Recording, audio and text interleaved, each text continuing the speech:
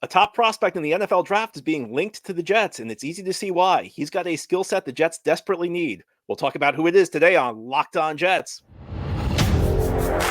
You are Locked On Jets, your daily New York Jets podcast. Part of the Locked On Podcast Network, your team every day.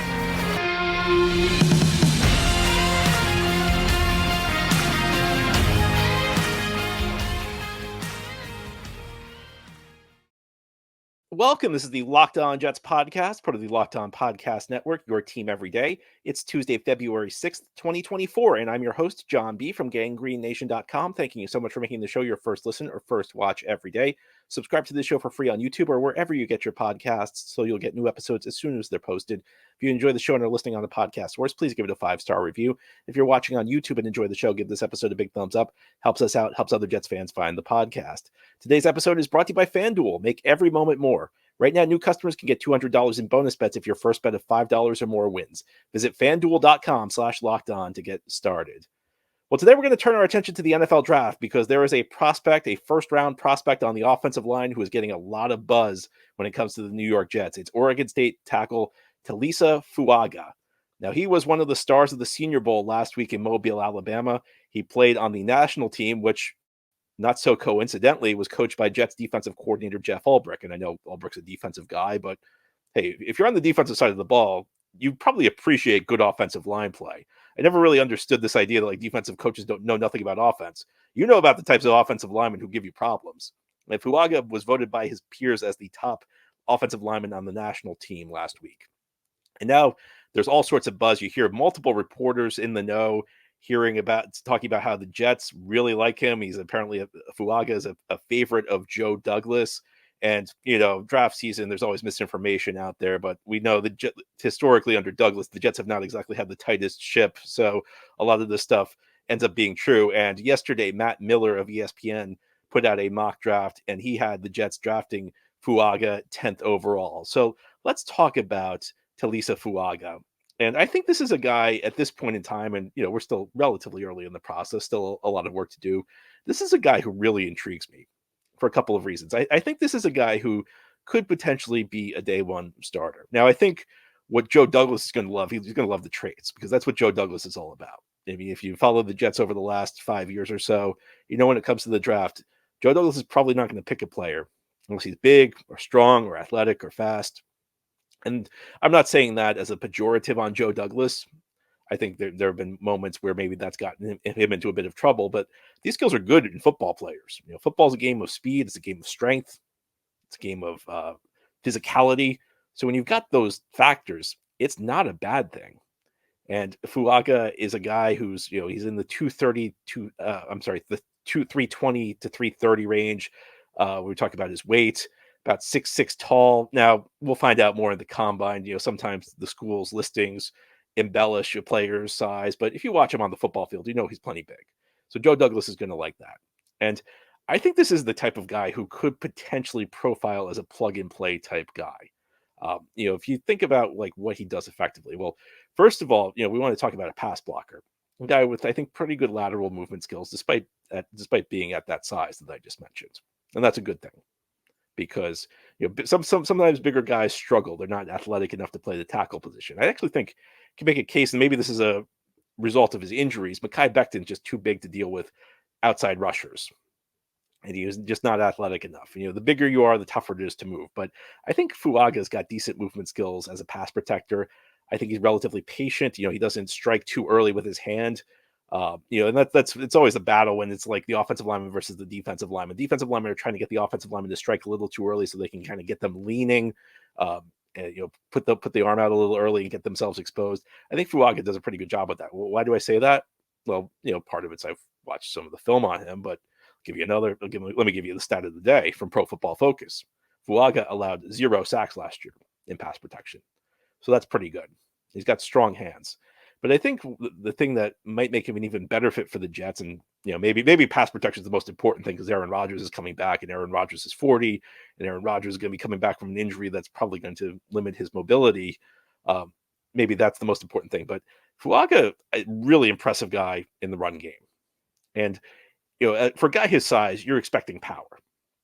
And in the NFL, there are two predominant types of run plays. There are what's known as man blocking and zone blocking. And these things are more or less what they sound like. If you're in a man blocking play, then you have a specific guy who's assigned to you. And usually that's determined based on where people line up. It's like you get the first guy inside you or something like that, and that's your guy. Then zone blocking plays, you essentially are blocking an area, and it's whatever guy comes to you. So your assignment may not be known pre-snap. I mean, it more or less is known, but if a guy like makes a move, maybe you'll switch on him. But you're blocking a certain area of the field, whoever comes into a certain area. But there's more to it than that. On man blocking plays, typically you're just moving straight ahead. You're looking to push people around. And when Fuaga latches onto a guy, I mean, it's over. He can move people. And that's run blocking is a trait the Jets sorely need. Jets sorely need someone with some power on the offensive line because their run blocking was very bad last year. You go back and look through Breece Hall's stats around midseason, some of the games that he had. Are you telling me Breece Hall's a bad back? Are you telling me the Jets weren't run blocking well? I think the Jets weren't run blocking well at all. And even the guys who were supposed to be good, like Becton, Becton was supposed to be a big power guy, really wasn't that effective as a run blocker last year. Fuaga, he really profiles as a guy who's effective. But while most man blocking plays are just straight ahead, zone blocking plays require a little bit more athleticism, require you to move a little bit because typically the entire line's moving laterally at the snap. They're either moving left or right, and the entire line's moving, and requires some intricate footwork, which we don't really need to go into on today's show because it's not necessarily significant for what we're going to talk about. Part of the reason zone blocking plays where everybody moves is you're trying to get the other team's guys to overrun. You're trying to get them to run themselves out of a play, right? Run too far run too far left or too far right, which will open up a cutback lane for a running back. So you need linemen who are athletic in zone schemes. You'll frequently hear, a zone scheme. This team runs a zone scheme, so you want more athletic linemen. Every team runs a mix of zone plays and man plays. It wasn't that way 30 years ago. 30 years ago, there were some teams that were exclusively zone. Not so much anymore. Every team now kind of has a full playbook of zone plays and man plays. But I think the Jets want to work the zone game a little bit more. I think that's something that's probably suited a little bit better to Breece Hall's game going forward. And despite being, a pretty big guy, Fuaga moves well in the zone game. He was a very effective guy in the zone blocking scheme when Oregon ran it. So he can, first of all, he can get outside, but second of all, he can get to the second level. He's pretty effortlessly moves and gets the linebackers, and that's a critical thing in the zone blocking scheme because, again, it's all about movement. No, it's not all about movement. It's a lot about movement, but then it's also about finishing off. And again, Fuaga has those strong hands. He can just, once he latches onto you, it's over for you. Now, you don't necessarily need to be all that strong to succeed in the zone blocking scheme because, again, a lot of it's like running left or right. So essentially, you're trying to sometimes the defender runs himself out of the play and you're just trying to hit the right angle. You're just trying to hit an angle that opens up a crease for your back. You don't necessarily need to move people. But the ability to move people is very helpful. It's a useful attribute. And Fuaga has that. And again, I like his hands. I think that he does a good job when he latches on. He can push people out of the way. And look, you'd prefer to have a guy who moves people in the zone blocking scheme. The athleticism is paramount. Again, a guy who understands angles, a guy who understands, how to open a crease, just where to position his body so that he's obstructing a defender. That's good. The guy who moves people is even better. And I look at Fuaga. I don't know that I say this about every tackle in this class, but I think there's a pretty good shot Fuaga could be a plug-and-play guy for the Jets. So does it make enough sense for you now? Well, if not, as we continue on this Tuesday edition of the Locked On Jets podcast, I'll give you a couple more reasons why I think he's a very logical fit for the New York Jets, potentially at 10, or potentially maybe a little bit later, and I'll tell you what I mean continuing this Tuesday edition of Locked On Jets. This episode of Locked On Jets is brought to you by FanDuel. Happy Super Bowl to all who celebrate from FanDuel, America's #1 sports book. How are you celebrating the Super Bowl this year? Are you just sitting on the couch, getting some snacks, maybe placing an order? Are you going to a party? I'm actually going to be spending my first Super Bowl abroad. I'm heading up to Canada this weekend, not specifically for the Super Bowl, just a trip that I booked. No matter how you're spending it, you should check out FanDuel because FanDuel has so many different ways for you to end the season with a W or 2 or 3. Not only can you bet on who will win Super Bowl 58, but FanDuel also has bets for which players will score a touchdown, how many points will be scored, and so much more. New customers join today and you'll get $200 in bonus bets if your first bet of $5 or more wins. Again, that's $200 in bonus bets if your first bet of $5 or more wins. Just visit fanduel.com/lockedon to sign up. Again, that's fanduel.com/lockedon. Make every moment more with FanDuel, an official sportsbook partner of the NFL. Thank you so much for making Locked On Jets your first listen or first watch every day. A big shout out to you everydayers. This is a daily podcast covering the New York Jets. You should also know that Locked On has launched the first ever national sports 24/7 streaming channel on YouTube. Locked On Sports Today is here for you 24/7, covering the top stories of the day with local experts of Locked On, plus our national shows covering every league. Go to Locked On Sports Today on YouTube and subscribe to the first ever national sports 24/7 streaming channel. And today on Locked On Jets, we're talking about a player who's getting a lot of buzz when it comes to the New York Jets, a draft prospect, a guy projected to go in the first round, Taliese Fuaga, tackle out of Oregon State. Now, I think Jets are probably picking a little bit too low to get Joe Alt out of Notre Dame, who at this point seems to be the consensus top tackle. So Finashu out of Penn State's another guy who's in the mix. Fuaga could be the guy for the Jets at 10, or maybe a little bit later. Now, why does this player make sense for the New York Jets? Well, in case you didn't notice, New York Jets need a tackle. New York Jets need 2 tackles this offseason because both of their starting tackles are free agents. And that's not necessarily the worst thing in the world when you think about who they are. One is Dwayne Brown, whose career is frankly over. I mean, there's no scenario where I could see a team bringing in Dwayne Brown to be a starter next year.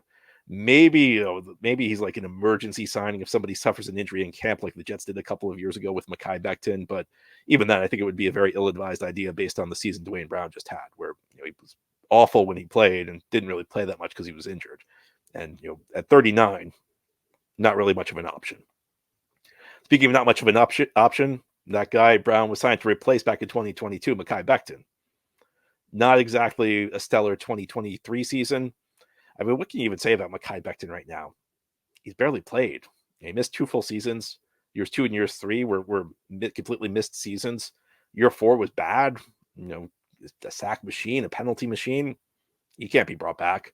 So the Jets need 2 tackles, which makes it very, very likely that they're going to draft a tackle in the first round. So, when I talk about Fuaga being a potential plug-and-play guy, that makes a lot of sense there, doesn't it? Cutting-edge analysis here on Locked On Jets. Another reason I think Fuaga makes potential sense for the Jets is Elijah Vera Tucker. And we've talked about this a lot.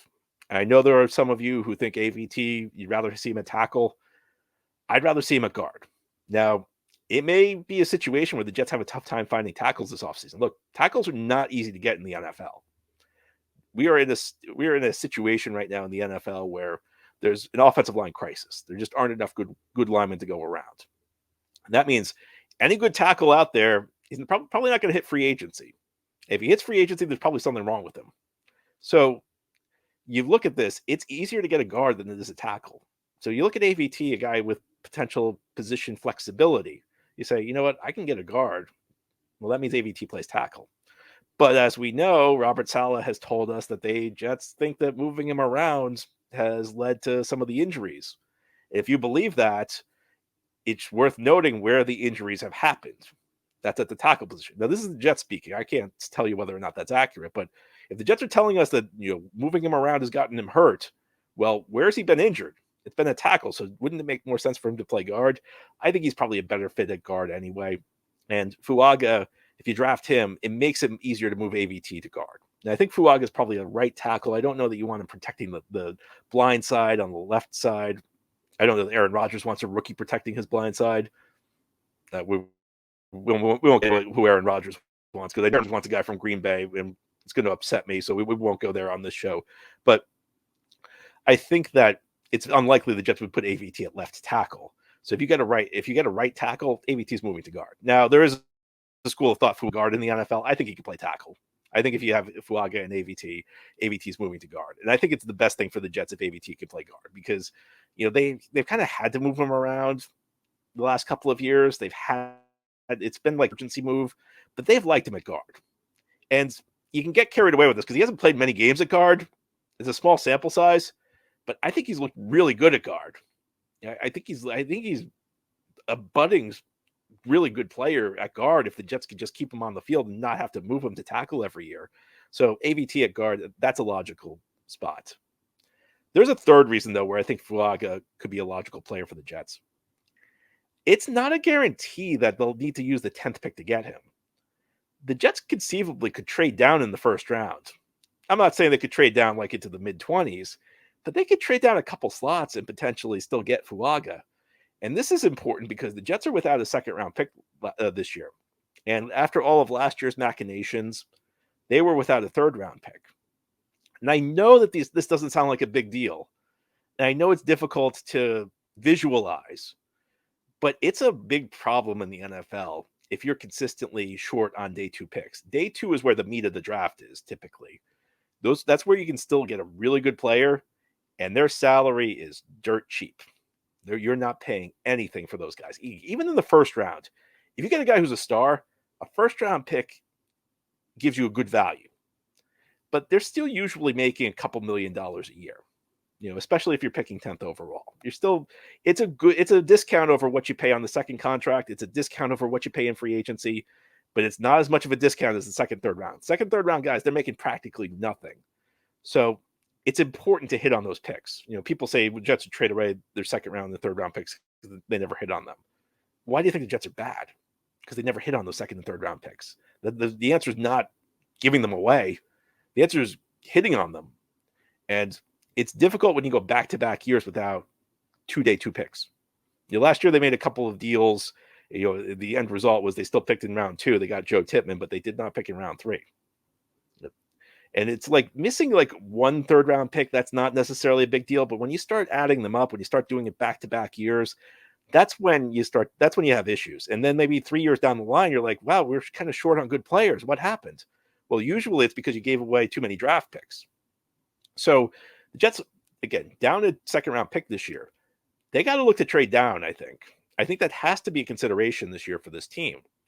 And if you can move down and maybe pick up a second-round pick, maybe it's a third round. I think it actually could be a second-round pick looking at the chart. You look if they just move down a couple slots, Fuaga still may be there for them. Now, that would be like the Grand Slam scenario, right? If you can get a plug-and-play guy to play tackle and you can recoup a second-round pick, maybe a third-round pick, but hopefully a second-round pick, then you've really done something. Then you've really deftly maneuvered the NFL draft. So that's another reason I think he could be a good fit. Joe Alt is going to require you to move up. Fuaga, you might be able to move down to get him. Now, of course, Alt may be really good. Fuaga may not be. But if you're playing the game, the NFL draft, one thing is clear. Look through the data through the years. You're better off trading down than trading up in most cases. There are always instances where a well-timed trade up can work wonders for your team. I understand someone's going to talk about the Chiefs trading up for Mr. Mahomes in 2017. Yes, understood. I'm not saying it never works trading up. But I'm saying by and large, trading down works better. And it plays into what I was saying about why you need the extra day 2 picks. The draft is a very inexact science. I mean, you're trying to project players 10 years down the line. Not easy to do. You don't really know what's going to happen. I mean, there are things you don't know, like is a player going to suffer serious injuries? As many chances as you have to hit on picks. Every extra chance helps your team. So if the Jets can trade down and get Fuaga, that would be, at this point in time, today on February 6th, might reserve the right to change my mind between now and the NFL draft a little bit, in, a few months down the line. But that would be as close to a dream scenario as I could come up with right now. But like any prospect, Fuaga is not perfect. And as we continue here on this Tuesday edition of Locked On Jets, I'll give you a couple of reasons why, it may not be the right move for the team. I'm not totally convinced by these, but they still exist. There's no perfect prospect. We'll go through some of Fuaga's flaws, some of the flaws in potentially drafting him, continuing this Tuesday edition of Locked On Jets. This episode of Locked On Jets is brought to you by eBay Motors. Passion, drive, and patience. What brings home the winning trophy is also what keeps your ride or die alive. And eBay Motors has everything you need to maintain your vehicle and level it up to peak performance. From superchargers, roof racks, exhaust kits, LED headlights, and more. Whether you're into speed, power, or style, eBay Motors has you covered. And with over 122 million parts for your number one ride or die, you'll always find exactly what you're looking for. And with eBay Guaranteed Fit, your part is guaranteed to fit your ride every time or your money back. Because with eBay Motors, you're burning rubber, not cash. And with all the parts you need at the prices you want, it's easy to turn your car into the MVP and bring home that win. Keep your ride or die alive at ebaymotors.com. Eligible items only, exclusions apply. eBay Guaranteed Fit, only available to U.S. customers. This is the Locked On Jets podcast here on this Tuesday. We're talking about a prospect who's getting a lot of buzz when we talk about the New York Jets, Taliese Fuaga of Oregon State, a guy who I think is a really solid prospect, a guy who very well could be there for the Jets at 10, or even if they potentially trade down. I've spent the first two segments talking about why this would be a logical move for the Jets, but to be fair, there's no such thing as a perfect prospect. There's no such thing as a can't miss prospect. What are some of the potential issues with Fuaga? I think he could play year one, but he's not a finished product. And I think what I'm about to say about him is true of any number of prospects. You know, college systems are simpler. We're not going up against the most complicated opponents. Fuaga, I think, sometimes struggles to make reads. You know, when he's identifying blitzers, he sometimes struggles to figure out which guy he needs to get against some of the more exotic looks. And that's nothing new. And I don't think it's like overly. I don't think it's an enormous problem. I don't think it's any more of an issue for him than it is for any number of players. But there's a learning curve when you enter the NFL. Defensive schemes are more complex in the NFL. You have rushers come from different angles. You need to be able to pick them out. It's something, again, every rookie needs to deal with. The guys who make it figure it out, but it's something he needs to figure out. So I think that's number one. Number two is, like a lot of players, I think for the most part, he's very good in pass protection. Again, 0 sacks from PFF. So that tells you a lot about his quality. But I do think he has a little bit of a tendency to overset sometimes. Sometimes he leaves himself exposed to the inside, and an inside move can get him. And what I'll say about this is, yes, 0 sacks in college, but going up against more pass rushers who will be able to exploit that in year one, it might be a little bit tougher on him. There are going to be some sacks. That's just the way it is. It's one of the reasons college stats can tell you something, but they can't tell you everything. Back 3 years ago with Zach Wilson, he had a low interception total, but you could tell by some of the passes he threw that into danger zones that there would be an adjustment period. Now, I'm not saying Fuaga is going to be Zach Wilson. I'm saying he's going to be the Zach Wilson of tackles. But what I'm saying is that sometimes numbers don't tell the whole story. And Fuaga at the tackle position, even though he gave up 0 sacks, there's some moments where he leaves himself exposed. Now, good coaching can work around that, and you hope that. And sometimes you can clean it up really easily. Sometimes a player has a mechanical issue. Sometimes a player just has a technique issue, and they can clean it up in training camp of his rookie season. It all depends on how quickly you learn. Again, I think I'll be saying this about a lot of tackle prospects. So this is not necessarily something that's only limited to Fuaga. It's just something that we'll have to work on if the Jets draft him.